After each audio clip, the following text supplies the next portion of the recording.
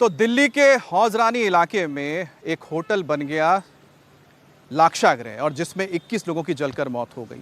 अभी सुबह सुबह जब यहाँ आप देख पाएंगे, जो तस्वीरों में नज़र आ रहा है, ये आपको इमारत नज़र आ रही है। इमारत को देखिए और इस इमारत को देखने के बाद आपको सोचने के लिए मजबूर होना पड़ेगा कि आखिरकार इतनी सी छोटी सी जगह में कैसे कोई 5 मंजिला इमारत बना सकता है जिसे होटल के तौर पर इस्तेमाल किया जाए। अब इसमें 1-2 कमरे नहीं, आप सोचिए कि 6 कमरे की जगह बताया जा रहा है कि करीब 25-26 कमरे बना दिए गए थे और साथ ही साथ बेसमेंट में यहाँ पर रेस्टोरेंट तक बना दिया गया था और आने जाने के लिए सिर्फ और सिर्फ एक रास्ता था।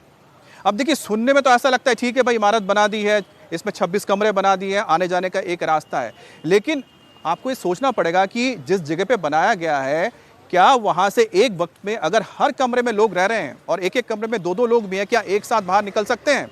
और अगर बेसमेंट में रेस्टोरेंट बनाया है, अगर उसमें आग लग जाती है तो आने जाने के लिए तो बेसमेंट के पास से ही रास्ता ऊपर की ओर जा रहा है। अगर आग लग जाती है तो लोग आएंगे जाएंगे कैसे? और यही हुआ था कल जब 8:30 बजे के करीब आग लगी थी सुबह सुबह, तो यही हुआ था कि नीचे यहाँ पर देखिए रेस्टोरेंट में आग लग गई थी बेसमेंट में और फिर आग धीरे धीरे ऊपर की ओर चली गई और उसने बाकी जो फ्लोर से उसको अपनी चपेट में ले लिया और इन कमरों में मौजूद लोग उस जहरीली धुएं के आगोश में आ गए। वहां लोग तरस रहे थे कि उन्हें एक सांस मिल जाए, उस सांस के जरिए वो बचना चाहते थे। उनको उम्मीद थी कि शायद कोई होगा जो उन्हें बचा ले, जो चीख पुकार मची होगी कि वो उनको बचा ले, लेकिन कोई बचाने नहीं आया और जहरीला धुआं उनके अंदर जाता रहा और वो लोग बस एक सांस के लिए कि एक सांस ले, एक ताज़ी हवा कहीं से आए, कोई उनको बचा ले, ऐसा नहीं हो पाया। अब देखिए, यहाँ पर जो बने हुए इस इमारत में कई सारे खिड़कियां बनी हुई है, वहां पर कांच को तोड़ा गया है, तोड़ के यहाँ पर कोशिश की गई किसी तरह से लोग सांस ले पाए और यहाँ से 40 लोगों के करीब जो बचाए गए थे वो इसी तरह से बचे थे। फायर ब्रिगेड जब यहाँ पहुंची थी, उसको खुद अंदर तक पहुंचने में काफ़ी दिक्कतों का सामना करना पड़ा था। अब ये कहानी अगर सिर्फ इस होटल की होती तो अलग बात थी, लेकिन ज़रा देखिए इसके आसपास के क्या हालात हैं। आप देखिए इसके साथ जो इमारतें हैं, यहाँ पर इमारतें आप देख रही हैं कि अगर यहाँ पर खुदा ना खास्ता कुछ हो जाए और कोई अप्रिय घटना हो जाए, आग लग जाए, तो यहाँ पर लोग कैसे रेस्क्यू होंगे। यहाँ पर आप देखिए गलियाँ कितनी संकरी गलियाँ हैं, यहाँ पर को बाइक तक जाने के लिए दिक्कत होती है और वहाँ पर आप देखिए कि जो बैल्कनी है दूसरे इमारत की बैल्कनी से बिल्कुल सटी हुई है। तो ये जो यहाँ के हालात मैं आपको दिखा रहा हूँ और जो तस्वीरें आप यहाँ की देख रहे हैं, उससे ये जाहिर हो जाता है कि इस इलाके में इस तरह की कोई एक इमारत नहीं है, बहुत सारी इमारतें हैं। एक घटना के बाद अगर कोई हरकत में आता है, चाहे वो फायर ब्रिगेड हो, चाहे वो सरकार हो, चाहे वो एमसीडी हो, उससे काम नहीं चलने वाला है। इसके लिए स्ट्रिक्ट नियम जो लागू किए गए हैं उसको ज़मीन पर उतारना पड़ेगा और इस तरह के जो मौत के होटल बने हुए हैं या इमारतें बने हैं उनको बंद करना पड़ेगा। हमारे संवाददाता कुमार सोनू इस वक्त लगातार हम तक रिपोर्ट भेज रहे हैं कि किस तरह से कार्रवाई चल रही है। आपको दिखाते हैं एक और रिपोर्ट। दिल्ली के मालवीय नगर अग्निकांड के बाद अब सरकार एक्शन मोड में आ गई है और जैसे ही सरकार ने एक्शन लेने की बात कही, वैसे ही दिल्ली के मालवीय नगर इलाके में जो अवैध होटल बने हैं या जो नियमों को ताक पर रखकर होटल चलाए जा रहे हैं, वो अब होटल मालिक बंद करके जो है निकल गए हैं। आप देखें, इसी तरीके से हम दिल्ली के मालवीय नगर इलाके के एक होटल पे मौजूद हैं। दरअसल ये होटल जो है, जिस होटल में आग लगी वहां से तकरीबन 200 से 250 मीटर की दूरी पर है। तकरीबन 4 मंजिला ये होटल है और इस होटल को आप देखेंगे तो आपको देख कर अंदाजा लगेगा कि जब ये प्रॉपर्टी अगर इस होटल मालिक ने किसी से ली थी तो उस दौरान यहाँ बालकनी हुआ करती थी, क्योंकि लोहे की ये ग्रिल वगैरह लगी हुई है। आमतौर पर जब बालकनी होती है तो उस दौरान यहाँ पे लोग जो है ग्रिल लगाते हैं, लेकिन उस बालकनी को बंद करके अब यहाँ पर कमरे बना दिए गए और लगातार यहाँ पर जो है अब लोग यहाँ से जो होटल मालिक हैं वो अपने होटल को बंद करके जा रहे हैं। फिलहाल आप तस्वीरें देखें,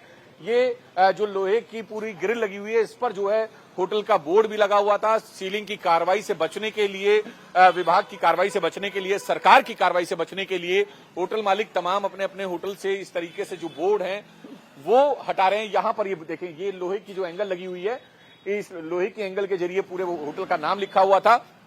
और आपको अंदर की भी हम तस्वीरें दिखा दें तो अंदर भी आप देखेंगे तो होटल अभी जो है तमाम लोग अंदर हैं मौजूद, लाइट जल रही है, पंखे चल रहे हैं। कुछ लोग अंदर जो हैं हमने देखे थे जब हम यहाँ पहुंचे थे, लेकिन जैसे ही उन्होंने कैमरा देखा तो वो चले गए। और दूसरी तरफ भी आपको दिखाएं तस्वीरें, तो दूसरी तरफ भी आप देखेंगे तो यहाँ पर तमाम जो मीटर की लाइट है, जो इलेक्ट्रिसिटी मीटर की लाइट्स हैं, वो पूरे इक्विपमेंट की वो लाइटें जल रही हैं, यानी कि अभी पूरा होटल चल रहा है और लोग भी अंदर मौजूद हैं। लेकिन फिलहाल अगर गेट देखें तो ये गेट जो है लॉक कर दिए गए हैं और होटल मालिक यहाँ पर मौजूद नहीं है। ये तमाम जो लोग हैं अपने होटल या अपने गेस्ट हाउस को इसलिए बंद कर रहे हैं ताकि पुलिस या जो सरकारी विभाग है, संबंधित विभाग है, उनकी कार्रवाई ना हो सके। तमाम होटल से ऐसे जो अवैध तरीके से चलाए जा रहे हैं उनके ऊपर से बोर्ड हटा दिए गए हैं और साथ ही साथ उन होटल को बंद किया जा रहा है फिलहाल कुछ समय के लिए। और जो गेस्ट इसमें ठहरे हुए थे उनको जो है उनसे रूम खाली करने के लिए कहे गए हैं। फिलहाल आपको तस्वीरें भी दिखाएं तो ऐसी सकरी और पतली पतली गलियों में ये होटल बने हुए हैं। दरअसल जिस जगह ये मालवीय नगर में अग्निकांड हुआ वहां पर कई बड़े अस्पताल हैं और ऐसे में लोग जो हैं इलाज के लिए जो है वो यहाँ पर आते हैं। तो उस दौरान तीमारदार जो उनके होते हैं या उनके रिश्तेदार जो होते हैं वो इन होटल में सस्ते रूमों में रुकते हैं। जो लोग ठहरे भी होते हैं उनका भी साफ तौर पर ये कहना है कि अंदर जो है वेंटिलेशन तक की व्यवस्था नहीं है और अगर यहाँ पर आग जैसी लगने की घटना सामने आ जाए तो दमकल विभाग की गाड़ियां जो हैं इन सकरी और पतली गलियों में से अंदर तक नहीं आ सकती जहां से सिर्फ टू व्हीलर ही निकल सकते हैं।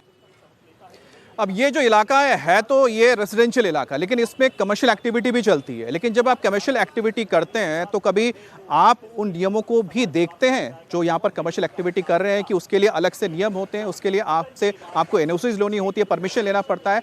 अगर नहीं लेते हैं तो इसको अनदेखी कौन करता है? जो यहाँ का स्थानीय प्रशासन है या आसपास के लोग। क्या वो जाके इस बारे में क्या पुलिस को शिकायत करते हैं या पुलिस अगर इस इलाके में आती तो कभी इस चीज़ को ध्यान देती है? क्या एमसीडी इस पर ध्यान देता है? तो ऐसे बहुत सारे सवाल हैं क्योंकि ये सब कुछ नाक के नीचे हो रहा है। ऐसा नहीं है कि इसके आसपास कोई प्रशासन नहीं है, आंख मूंद करके बैठा जाता है। 2019 में करोल बाग में अर्पित होटल में आग लगी थी, उसमें क्या हुआ था? 17 लोग मारे गए थे। उसमें भी यही निकला था कि एग्जिट जहां से होना है सिर्फ एक ही एग्जिट था, वो बंद पड़ा था। इसी तरह से 2019 में अनाज मंडी में आग लग गई थी, वहां पर एक साथ करीब 40 से ज्यादा मजदूर मर गए थे और उस जगह पे मैं खुद गया था रिपोर्ट करने के लिए और मैंने खुद अपने आंखों से देखा था कि किस तरह के वहां पर हालात थे। 2019 से 2026 का वक्त आ गया, सरकारें बदल गई लेकिन हालात देखिए वही है।